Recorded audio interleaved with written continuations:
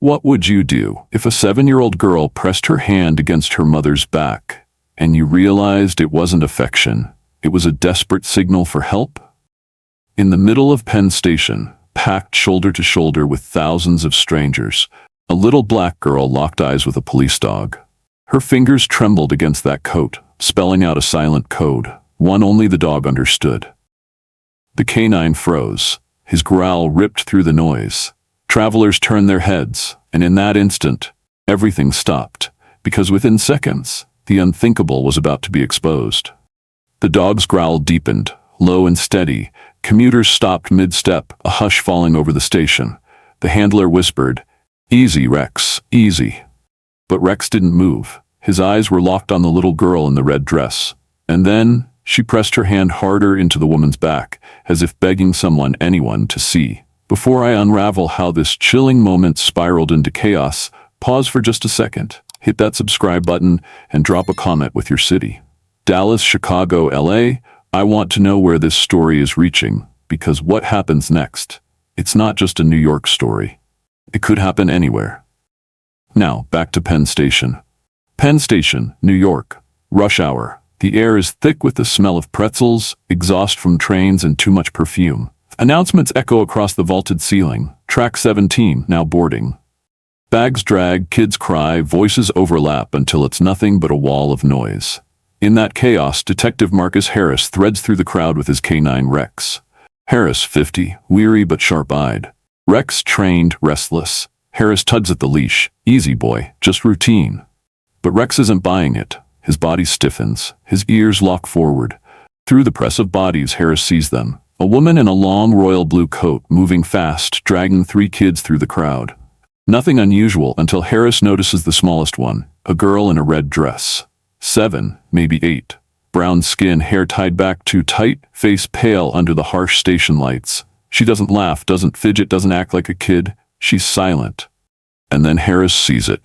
Her hand pressing into the woman's back. Not a playful push, a deliberate press. Fingers trembling. Rex growls low, throat rumbling like thunder under the floor.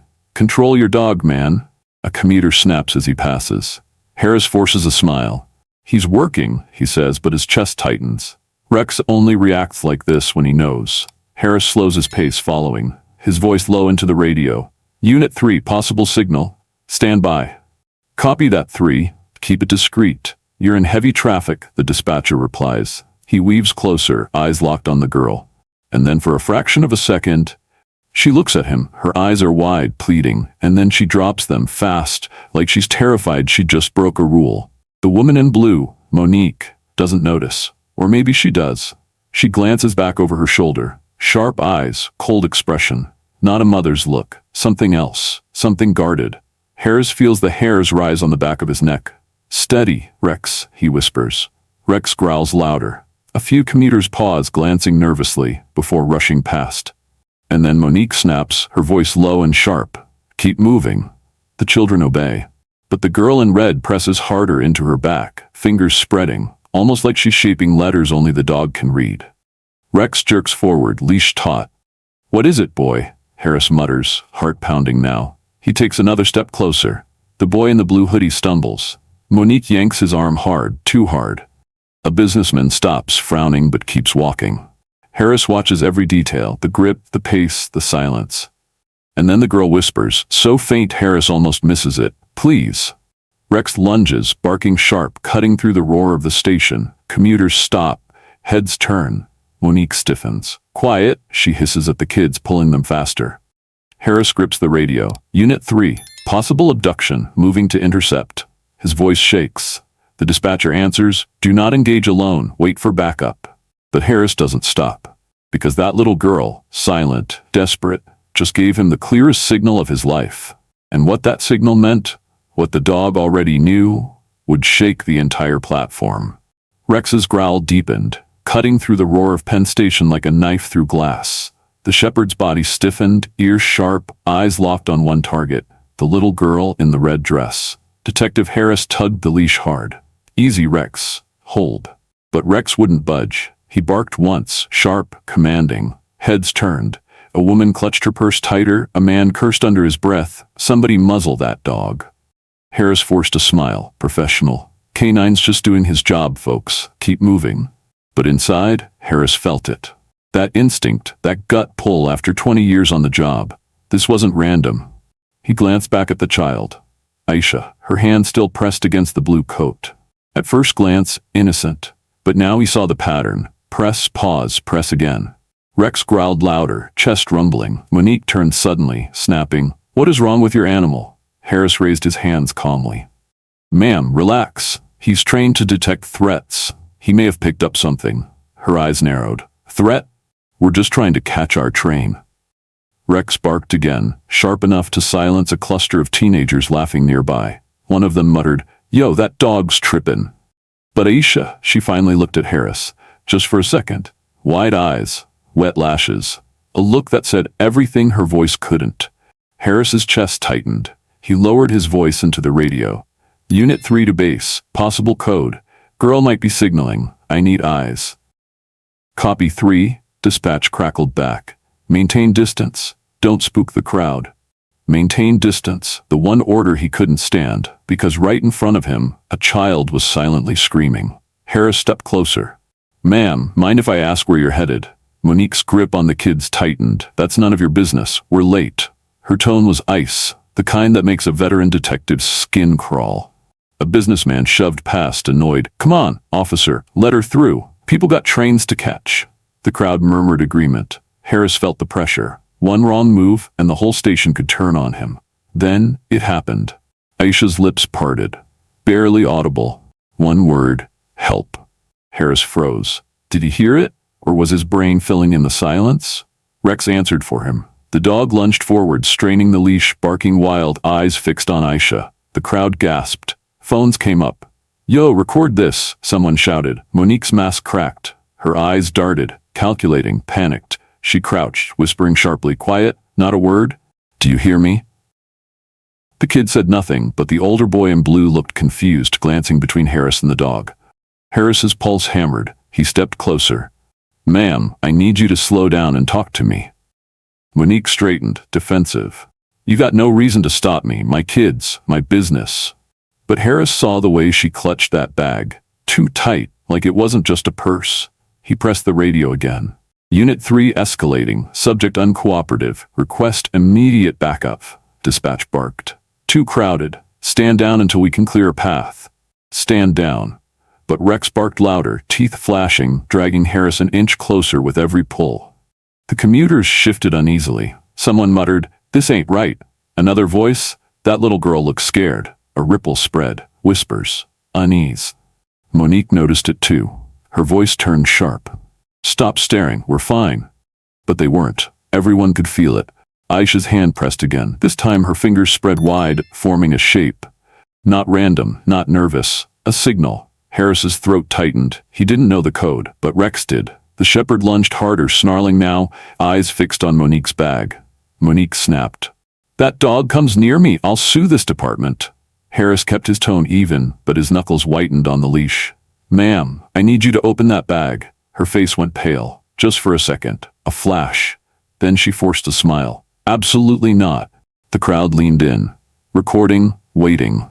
Harris took one step closer. Rex barked so loud it echoed against the steel beams above. The children froze. Aisha whispered again, louder this time, her voice shaking. "She's not my mom." Harris's blood ran cold. Phones dropped. Gasps rippled. But before anyone could process the words, Rex lunged, straight at Monique's bag. Rex's jaws clamped down on the leather bag, ripping the strap clean off Monique's shoulder. The sound split through Penn Station like a gunshot. "Get him off me!" Monique screamed, jerking the bag, but Rex growled deeper, pulling, teeth tearing into the seams. Harris fought the leash, gritting his teeth. "Rex, release, release!" But Rex didn't let go. His instincts overrode the command. The strap snapped, the bag hit the floor, and the station froze. IDs scattered first, half a dozen, different names, different faces. Then the passports, rubber-banded, spilling like a deck of cards. A syringe rolled across the tiles, stopping against the boot of a stunned commuter. And then, the duct tape. Silence. A woman gasped, covering her mouth. "Oh my God." A teenager raised his phone higher, whispering, "This is crazy. Keep filming, bro." Harris's breath caught in his throat. This isn't just wrong, it's sick. He shoved Monique against a steel pillar, snapping, "Hands where I can see them." She thrashed, voice sharp. "This is harassment, those aren't mine."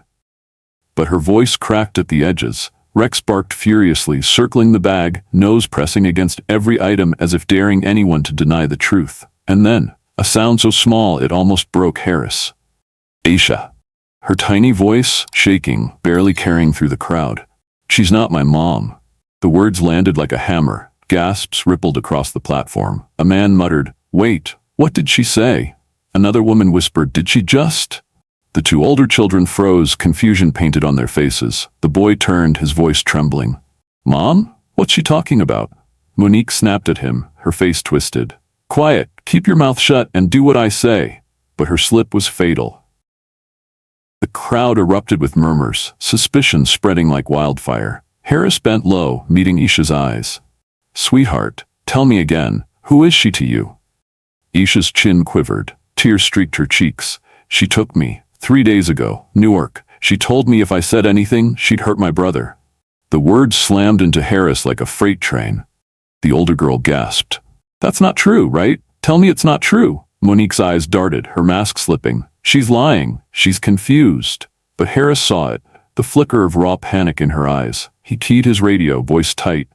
"Unit 3 to all units. Child abduction confirmed. Secure the perimeter." The dispatcher's voice cracked back. "Copy that. Multiple units inbound. Hold position." The crowd pressed closer, phones everywhere. A man shouted, "Arrest her!" A woman cried, "Get those kids safe!" Monique thrashed harder. "You don't know what you're doing." Harris slammed her cuffs on with a single practiced motion. "Yeah? Then explain the IDs, the drugs, the duct tape." She spat at his boots. "You think I'm the only one? You have no idea who you're dealing with." The words cut deep, chilling Harris more than he wanted to admit. Rex growled louder, his body angled, not at Monique now but at the crowd, as if he sensed more. Harris pulled Aisha close, his voice soft. "You're safe now, I've got you." But Aisha shook her head, trembling. "No, it's not just her. There were more. I saw them." Harris's gut twisted. "More?"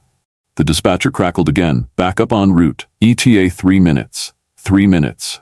In the busiest train station in America, with a trafficker in cuffs and maybe more hiding in plain sight." The older girl stepped forward, voice breaking. "If she's not your mom, then who is she to us?" Silence. Monique sneered. "You'll find out soon enough." Harris's breath caught. He didn't know if it was a threat or a confession. He scanned the platform, dozens of faces staring, some recording, some frozen. But how many were watching for her? And then it hit him. The IDs, the syringes, the duct tape. This wasn't one man working alone. This was bigger, much bigger. He leaned in, voice low and sharp. "Who are you working for?" Monique smirked, defiant. "You're already too late."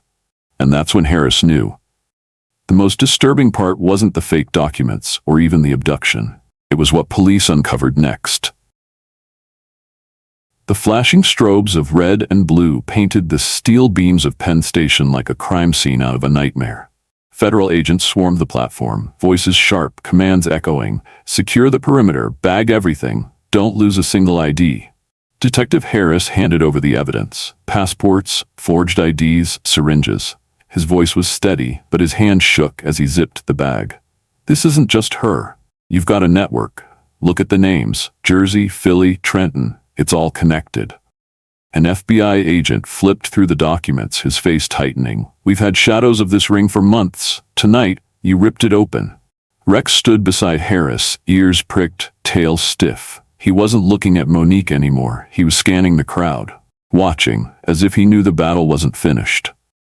Monique was shoved into the back of a black SUV, cuffs biting her wrists, but she didn't fight. She didn't shout.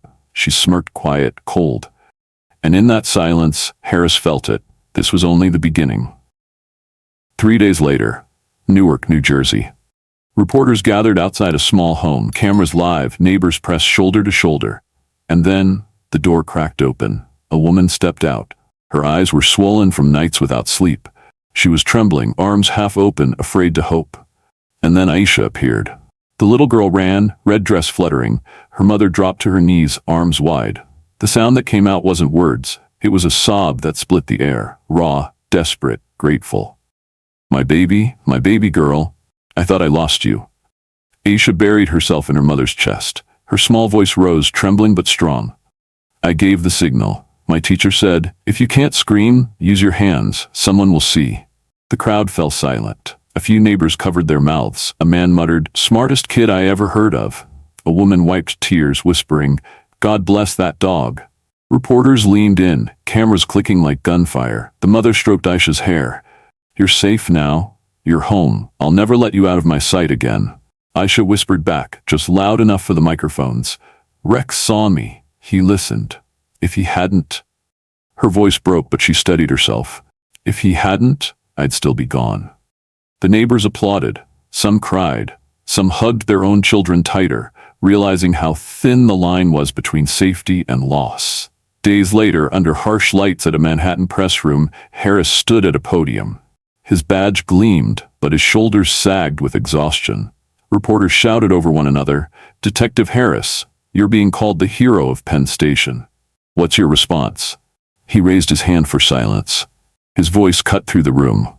"No. The real hero is a 7-year-old who refused to be silent, and a dog that listened." Cameras flashed like lightning. The words echoed across networks by nightfall. Rex stood beside him, vest tight, gaze steady. His image spread like wildfire. Murals on subway walls, posters in schools. Kids wore t-shirts with his face printed above the words, "Silent signals save lives." And Harris? He shook his head in private interviews. "We didn't save her. She saved herself. We just listened." The community changed. Teachers rewrote safety lessons. Parents whispered about Aisha in kitchens and living rooms. If a child can signal like that, would I notice? That question haunted people. Because what started as one silent hand pressed against a coat became the cry that brought down an entire trafficking ring across New York, New Jersey, and Pennsylvania. Aisha had her voice back. Rex had his legend. Harris had his proof that instinct and listening still mattered.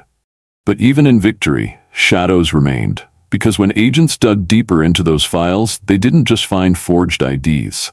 They found names, numbers, and connections that reached far beyond one woman in a blue coat. Connections that suggested the network wasn't dead. It was waiting. Somewhere, right now, another child might be pressing their hand against a coat, silent, hoping someone notices. And that's when Harris realized this wasn't the end. It was only the beginning. The station went back to noise, people rushing for trains, announcements blaring. But for everyone who stood there that night, nothing would ever sound the same. Because they knew. They had witnessed a cry for help that nearly disappeared in the chaos. And that's where I want to leave you with this question. If you saw a little girl press her hand against a coat, would you notice? Or would you keep moving like the rest of that crowd, heads down, earbuds in, too busy to care? Think about that, because Aisha's cry could have vanished in the noise. The only reason she's alive, the only reason her story is even being told, is because one dog listened. Now let me ask you something else. Somewhere out there right now, another child might be signaling. On a bus, in a mall, maybe even in your own neighborhood. Would you see it, or would you look away? I don't want you to just watch this story.